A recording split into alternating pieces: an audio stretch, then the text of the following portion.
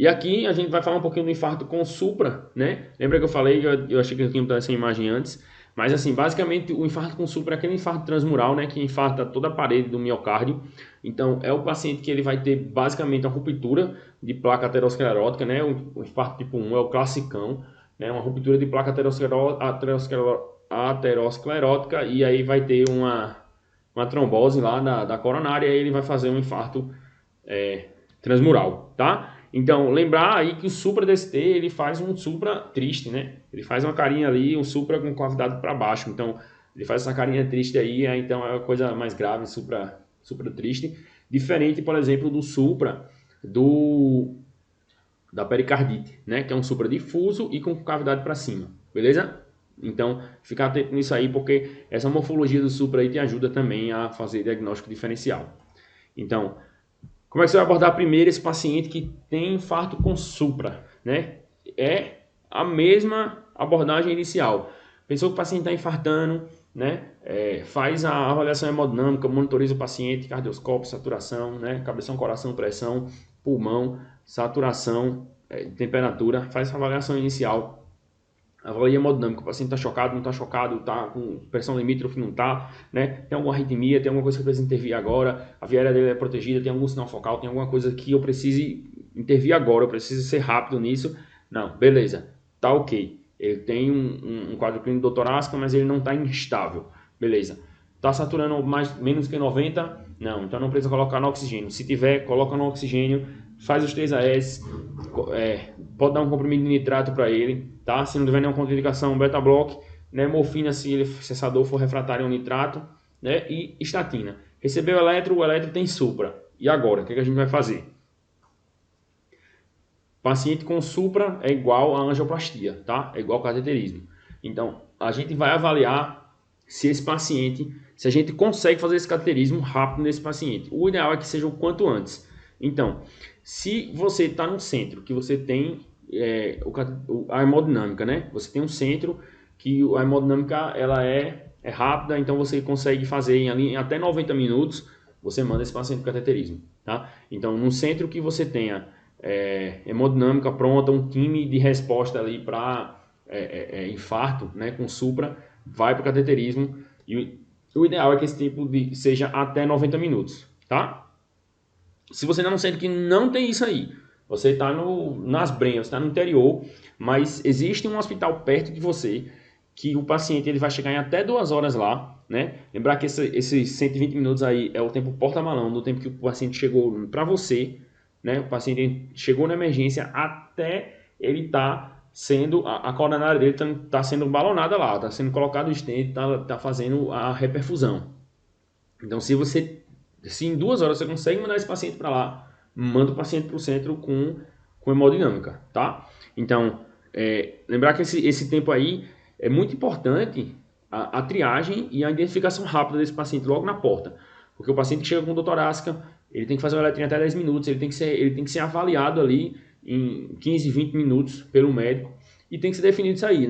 Nesse intervalo aí de 15, 20 minutos, você vai dar o AS, você vai dar o clopidogrel, você vai pegar a senha de transferência, vai botar o paciente na ambulância e se mandar com ele para o lugar onde tem hemodinâmica para poder fazer o cateterismo e a reperfusão desse paciente por ICP. Beleza? Se o paciente ele tem de 2 a 3 horas de sintomas e você não consegue mandar esse paciente até 120 minutos e você tiver disponível fibrinolítico, você vai fazer fibrinólise desse paciente. Beleza? Eu não coloquei as doses aqui dos fibrinolíticos porque, assim, termina sendo uma terapia muito específica, então ficaria só um dado a mais para a gente estar decorando e aí não ia ajudar tanta coisa, mas é importante você ver essa questão do infarto com supra, é você entender essa dinâmica, tá? Paciente que tem se você está no centro com hemodinâmica, manda o paciente para hemodinâmica, o ideal é até 90 minutos. Se você está num centro que não tem hemodinâmica, mas tem hemodinâmica perto, manda ele, e ele vai chegar em até 2 horas, manda ele para a hemodinâmica, né, em até 2 horas. Se ele não vai conseguir chegar lá em 2 horas e tem de 2 a 3 horas de sintomas, você vai fazer fibrinolítico nele.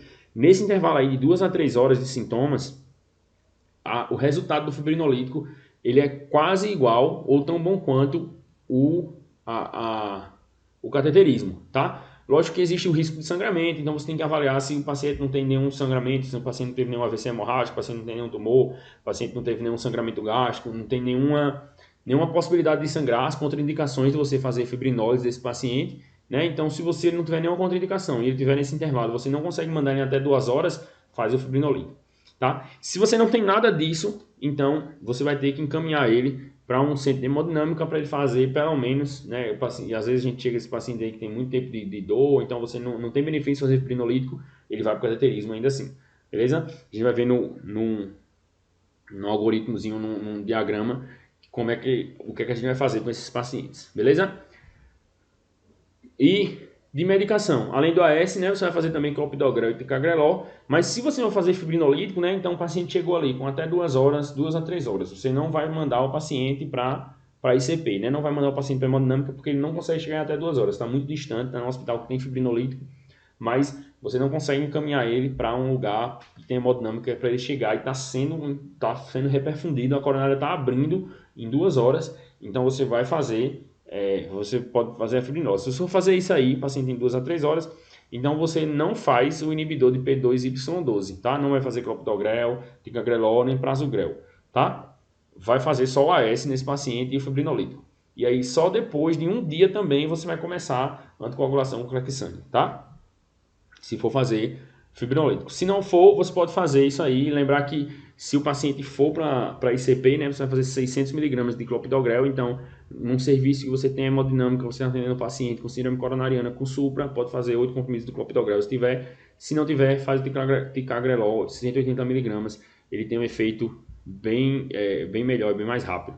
Então, a heparina, nesses casos também, que você paciente tem infarto com supra, ele vai para a hemodinâmica, você não faz logo a heparina de cara, você espera o paciente ser funcionado, então deixa para o serviço de hemodinâmica fazer essa heparina, tá? Fazer o clexane, fazer a heparina não fracionada para ele, beleza? E aí, basicamente, o que você vai fazer AS e clopidogrel, ticagrelor, prasugrel, beleza? E aqui o algoritmo que eu falei, né? Então, o paciente, você avalia o paciente e o paciente, você acha que o paciente tem um supra DST e ele precisa ser reperfundido, né? Como a maioria dos pacientes, eles têm essa terapêutica. Então, se o paciente tem até 12 horas de sintoma, né? O paciente tem menos de 12 horas de sintoma, você vai ver se ele tem evidência de isquemia, né? Então, se ele tem isquemia, você manda ele para ICP, né? Se não precisa continuar, aí o paciente não tem nenhuma evidência de isquemia, é um paciente que você não vai mandar para ICP. Se o paciente, você consegue mandar ele para ter menos de 12 horas de sintoma, né? Aliás, se o paciente tem mais de 12 horas de sintoma e ele tem evidência de isquemia, você manda para ICP. Se ele não tem muito o que ser feito, né? Mas se o paciente tem, ele vai entrar no cateterismo eletivo. Se o paciente tem menos de 12 horas, né, e você consegue o tempo porta-balão é de até 120 minutos, você não está num centro, né? Você está num centro que não está num centro com hemodinâmica, mas o tempo porta-balão que você consegue fazer é de até 120 minutos, né? Manda ele para a hemodinâmica também. Se não, você pode fazer um fibrinolítico. E aí você vai ver, teve sucesso com o fibrinolítico. Como é que você vai saber se o paciente teve sucesso com o fibrinolítico? Né? É um paciente que vai melhorar da dor, é um paciente que vai diminuir o supra. E como é que a gente sabe que diminui o supra? Pega o supra maior que o paciente tiver e aí você vai fazer metade do valor. Então, por exemplo, o paciente tem um supra de 4 milímetros, o maior de todos dele. Aí você, depois do fibrinolítico, ele ficou com 2, beleza. Outra opção que você pode fazer é você somar os supras do paciente. Por exemplo, o paciente teve um supra de D2, D3 e AVF. Aí quando você somou os supras do D2, D3 e AVF, ele tinha um supra de 3 milímetros em cada um, então ele tinha 9, né? Então, você somou os supras, né, em milímetro 3 de cada, deu 9. E aí depois do fibrinolítico, ele tem que ter metade desse somatório. Então ele ficou com 2, 2 e 2, né? Então não teve sucesso, ele ficou com 6. Mas se ele ficar com 1 e 1, por exemplo, ficou 3, né? Antes era 9 e agora ficou 3, foi boa. A reperfusão foi satisfatória com o fibrinolítico. Então, por exemplo, se ele não reperfundiu, não foi satisfatório, ficou com 6, né? Aí você vai avaliar se o paciente tem baixo risco ou não pelo Grace ou pelo time, né? E aí, se o paciente for baixo risco, você vai programar um cateterismo para esse paciente, senão você vai ter que fazer esse cateterismo, né? O paciente tem alto risco, você tem que fazer esse cateterismo mais precoce. Beleza?